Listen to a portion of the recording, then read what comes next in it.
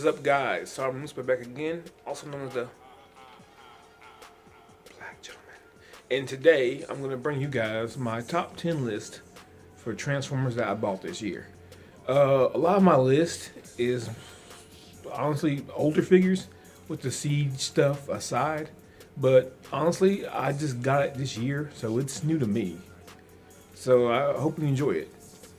Also, if you don't mind, you know, I'm part of the conglomerate or super group, if you were, known as the Rejections. And if you could, please like and share the videos as well.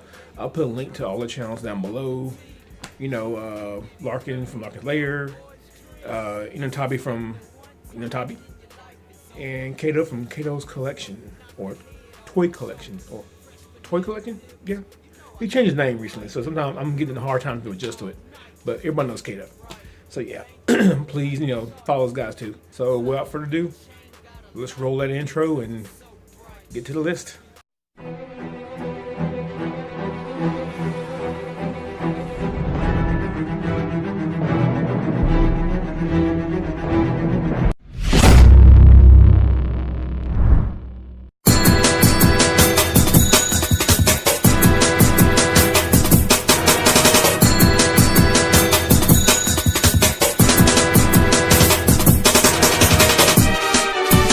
And yes, to begin things off, my number 10 is a dirty KO.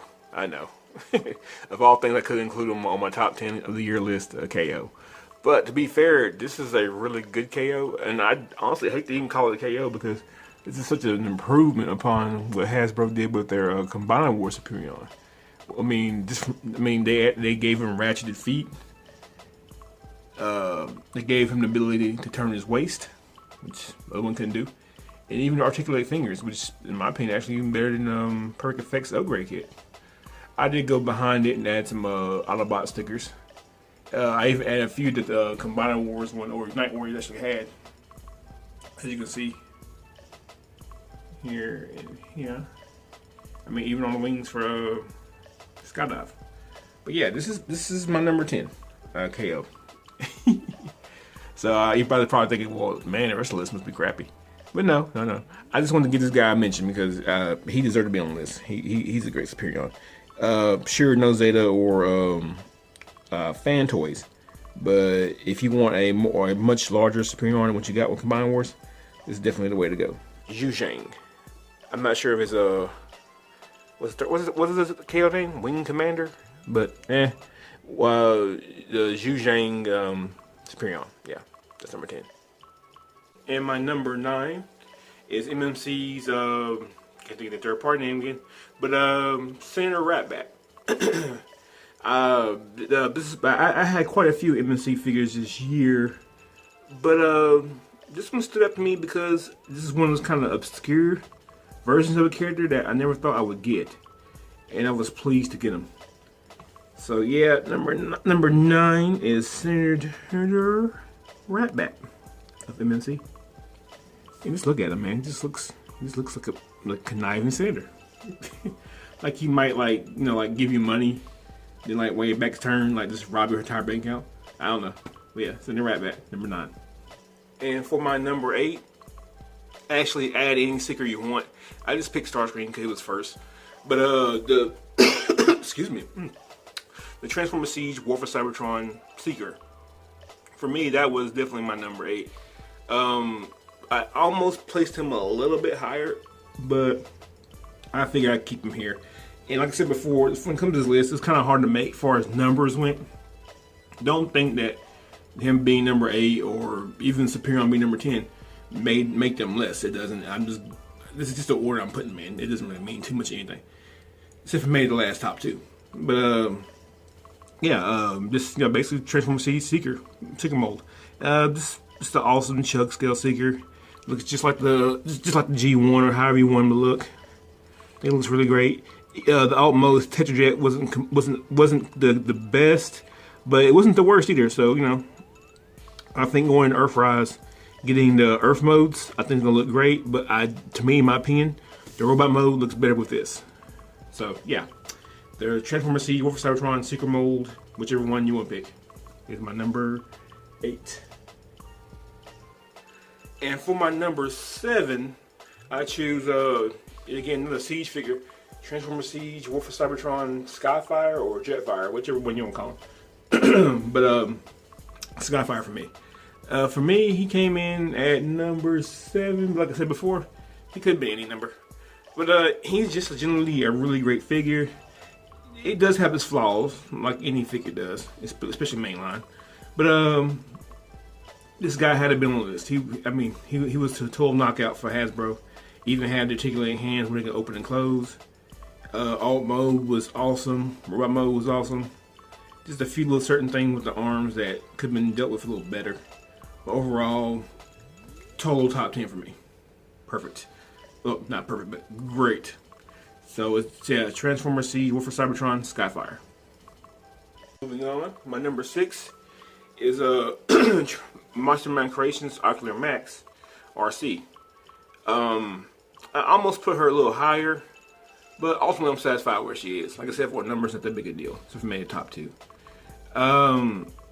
She's just awesome. She comes with different posable hands, different posable fists.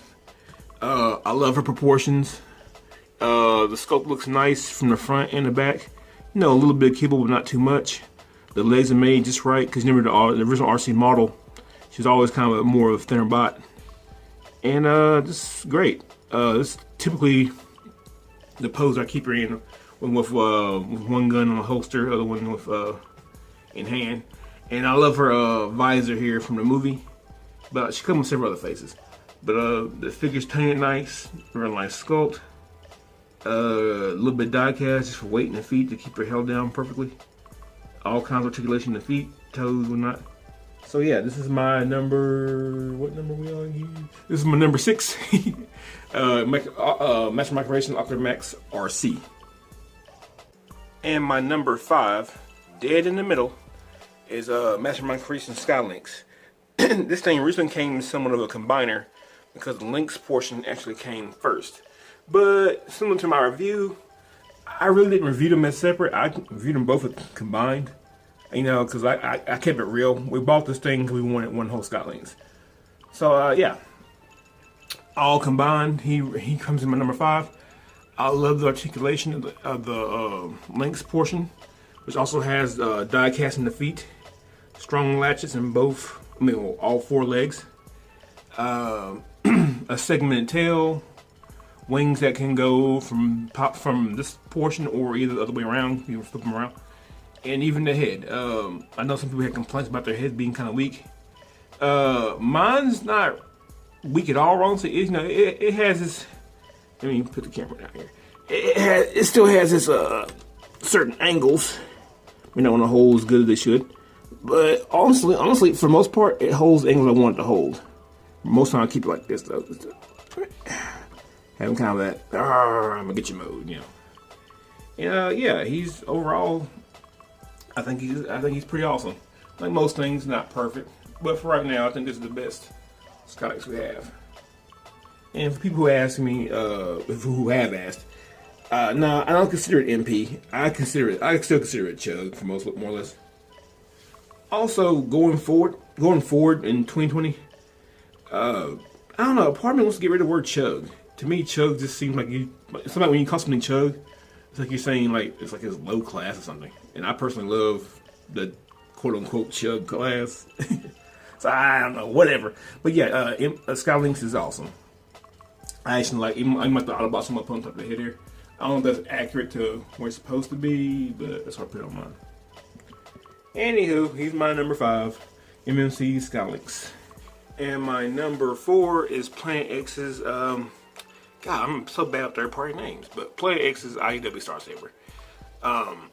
This one's on the list because I'm probably one of the world's only IEW Star Saber fans, because that version of him is not really per se a pristine good guy, but instead a more super religious zealot. And that's the first version I ever saw Star Saber. So for people who love the true hero Autobot version, forgive me for my tastelessness. But anyhow, this figure is really nice. It's painted really well. Articulation is pretty good. I am curious about the Victory Leo coming out sometime next year. I don't know from a stability standpoint if he can even support it really, but we'll see. But for what we got right here, yeah, I love him. I like the articulation he has. The fact he has an ab crunch. He even has the little I call it teapot thing here, where you could bend the side here. You can do all that. I love that. That's pretty cool. So yeah, all things considered, he's really cool. And he definitely deserves to be on my top 10. And he is coming in at number 4. Alright, coming down to the wire. Now these last 3, these were, I think number might matter a little more. But for my number 3, I come in with Fan Hobbies Double Evil, or their G1-esque Overlord. And there were certain things that kept him from being number 2. Or even number 1. But I think these last 3 all deserve the spot where they are. But yeah, he's definitely my top 5. I probably just only made number 3. Just simple scale alone, this thing is a thing. This is a treat to behold. Even transformation isn't really that complicated, and I love that because sometimes I love to flip my figures back and forth, and I just love big chunky bots. And they gave him, and with the tempographs, they gave him kind of in my opinion, somewhat of almost a mobile suit, or just a giant pilot mech look, which I kind of like, because in Super God Master Force, they're not so much transformers as they're transtectors. So yeah, I really enjoy this figure a whole lot, and especially with the fiasco that happened with him earlier this year with me getting him. That was the thing. So yeah, man, just a totally great figure. And I think everybody should have one of these, most definitely. So my number 3 is Fans Hobby Double Evil, or G1 Overlord, Super God Master Force. And for my number 2, I choose Planet X's version of Death Source, the IDW Death Source to be more exact.